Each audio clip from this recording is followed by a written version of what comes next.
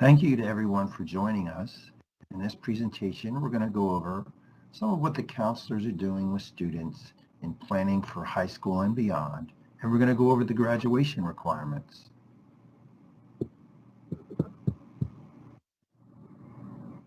Respect, integrity, service, and empathy. This is what we hope that all our Rockridge students will aspire to. Rise.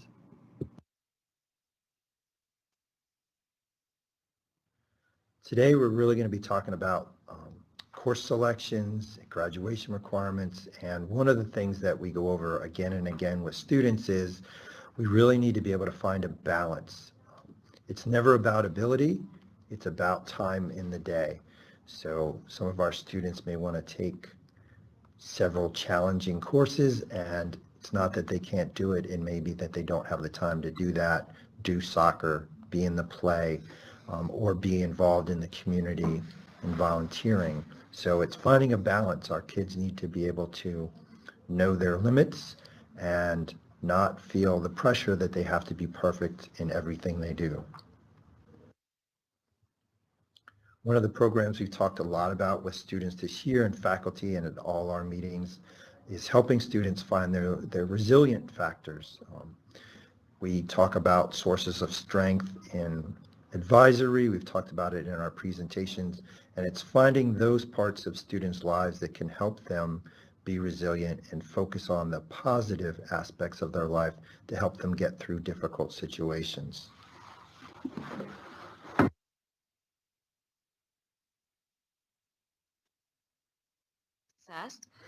Number one is to communicate, whether that is through weekly dinner nights or game night. It's important to have family time and use this opportunity to not talk about academics or school. Second, put the phone to bed. It serves as a distraction and students need their sleep and rest. We will talk about ways you can monitor their phone use in the upcoming slides. Third, create a schedule and stick to it. We find that routine helps students thrive and provides a sense of structure. Monitor. If you go onto phonesheriff.com, you can monitor your students' social media accounts and filter their text messages. This allows you to block any sites you deem necessary, and this will also help you limit their phone use and distractions. Cell phone lockup will allow you to lock your phone for 60 minutes. This is great for homework and study times. You can set an alarm so that you can start using your phone once the alarm goes off, and it's only $20 on eBay. So cyberbullying and the pressures through social media are currently at an all-time high. Through our advisory lessons, we have discussed with students the impacts of cyberbullying and how to use social media in a positive light versus negative. We have different types of course levels. Research and honor courses are attached with a 0.5 bump, and you will typically find those levels within English and science courses. Science research courses include a research project. Students participating in a DE course or dual enrollment course allow them to meet the requirements for high school while earning college credit upon successful completion of the course. Students receive a 1-point bump with DE classes. AP classes are also college-level courses that provide students with a 1-point bump. Students will take an AP exam in May, and if they receive a qualifying score on the AP exam, they can be considered for college credit.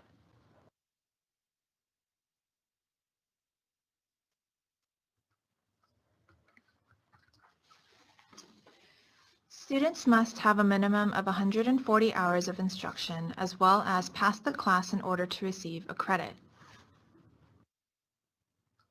A verified credit is when a student passes the class as well as passes the SOL that is attached to this class. Students are able to apply to college with both the standard and the advanced diploma. It is important to consider the classes that you take, not the diploma type that you receive. For the advanced diploma, students are required to have 26 credits. The standard diploma requires 22 credits. For both the advanced and the standard diploma, the students are required to have 4 credits of English. Students will take English all 4 years. 9th and 10th grade students can either take academic or honors. 11th grade students are offered academic, honors, or AP language. And 12th grade students are offered either academic, AP English Literature, or dual enrollment English.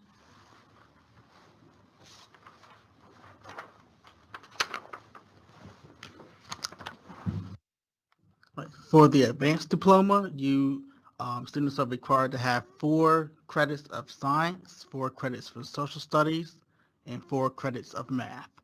For the standard diploma, students need to have 3 credits for their science, their social studies, and their math. All right. If your child is pursuing the advanced diploma, they will need to have either 3 years of one language or 2 years of one language and 2 years of another. So if they decided to do 2 years of one language, they could do French 1, French 2, and the other 2 years it could be American Sign Language 1 and American Sign Language 2. If they are pursuing this standard diploma, no foreign language requirements are necessary. Okay, for both the advanced diploma and the standard diploma, students need to have 2 credits of health and PE, so that will be met in their health and PE 9 and health and PE 10 course. All students are required to have and pass training in emergency first aid, CPR, and the use of the AED.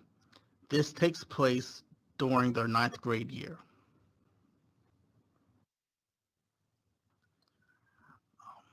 For both the Advanced Studies Diploma and the Standard Diploma, all students must take the Economics and Personal Finance course. If a student is pursuing the Standard Diploma, they must earn a board-approved career and technical education credential to graduate, and this is known as the WISE test.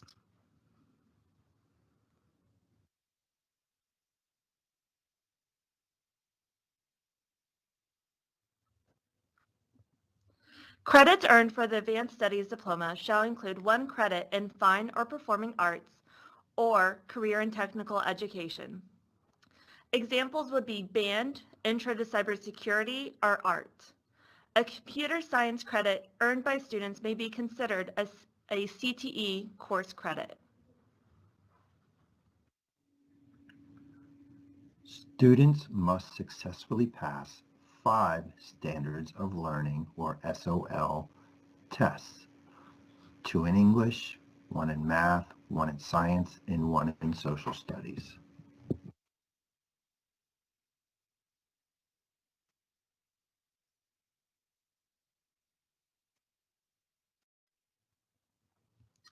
Students need to set personal goals that will provide or give focus on their high school years. These goals are outlined in an academic and career plan developed with the assistance of a school counselor. The student's academic and career plan provides a strategy for accomplishing goals. While meeting with their counselors to select courses for the 2019-2020 school year, students begun and continued filling out their 4-year plan. This provides a visual for students to help plan out which courses they would like to take each school year. Students should consider the following as they develop their plan and select courses: students' abilities, interests, values, strengths, likes, and dislikes, curriculum in the area of the student's choice, including work-related options, cost, transportation, and extracurricular activities, possible occupations that relate to the student's skills.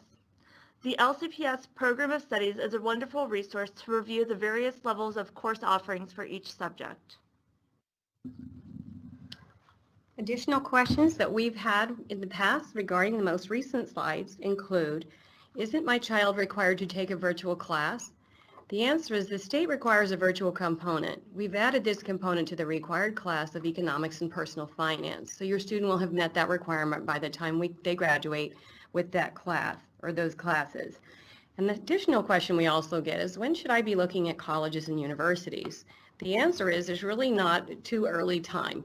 If your child is a 9th or 10th grader currently, they're welcome to start exploring. They're welcome to use our College and Career Center. We have a wonderful representative in there, Mrs. Barnes. She sends out newsletters and information regarding upcoming events. In addition, there is another college fair, the Northern Virginia Regional College Fair, that George Mason will be hosting on April 3rd from 6:30 to 8:30 with over 200 vendors, colleges and universities and other things that would be offered to students. If you have questions that you'd like for us to answer, and we haven't in this presentation, please email rockridgecounseling@gmail.com and we'll be happy to answer those questions. Our LCPS program of studies can be found using this. If you have additional questions regarding specific classes, you can go to the program of studies and it will provide you all of the information about what those course requirements and what materials it would cover. So this is the end of our presentation. We will post this again so folks can watch it, and we will have links to the videos students saw on scheduling courses and picking classes for the upcoming school year. Again, if you have any questions, you can email us at the link we'll have provided in the video notes and the email address you saw in the presentation. So thank you all very much.